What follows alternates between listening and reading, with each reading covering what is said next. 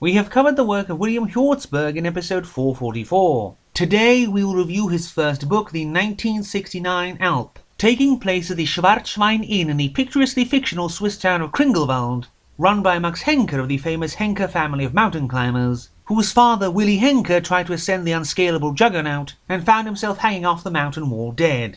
His skeletal remains still hanging limp in the wind and being shown by Max to his guests by way of a pay-per-view telescope and a giant spotlight some 15-ish years later. No one had ever been able to remove the body and 10 men died in the attempt. In the same house with Max is his aunt, the blind witch Frau Gernrich, whom the people would burn to death had she not saved most of the population from a fever epidemic some 50 years back. Now she stays in a room without windows, making potions in the dark and teaching Max's daughters Heidi and Gretel about poisons. And then there is Felix, Max's brother, who used to be a mountain guide, but lost his nerve up the mountain and left 6 people to die, hating every second he has to work at his brother's inn. Arriving on their honeymoon are the Americans Babs and Howard, who on the way back from the ice palace via cable car have an accident and get stuck. Howard tries to get help but falls in the snow and awakens hung up in the smokehouse of a cannibal dwarf. Things escalated quickly there. Felix is sent to rescue the newlyweds, but finding Babs alone, she cheats with him almost immediately, then declares him her lover after Felix says how Howard must have frozen to death, not waiting even half a day.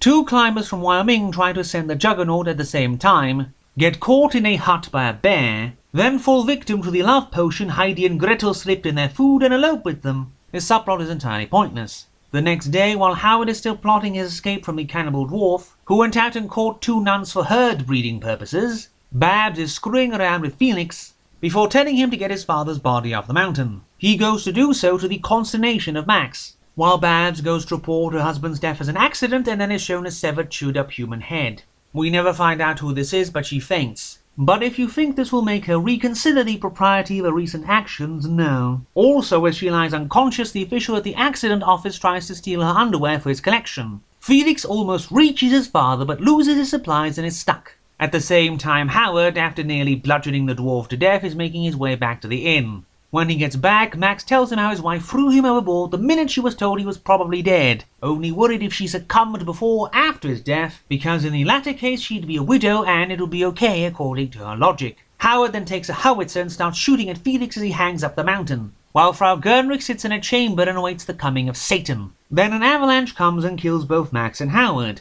So the confrontation between him and his wife one waited for the whole novel never happens, despite him getting away and being so very close. Felix then climbs down with his father's body and all is well for him and Babs. Undeservedly so. The fate of poor Howard and the behaviour of Babs leaves a bad taste in one's mouth. The novel also has a problem where most of it takes place during a single day with 5 or 6 different concurrent plot lines happening at once and switch between randomly, making it difficult to keep track of. The author also puts in too many scenes of sexual perversions among the locals that have no purpose for the story, and excessive descriptions of male and female genitals, which feel like an attempt to be adult purely for the sake of it. The ending really does spoil this one.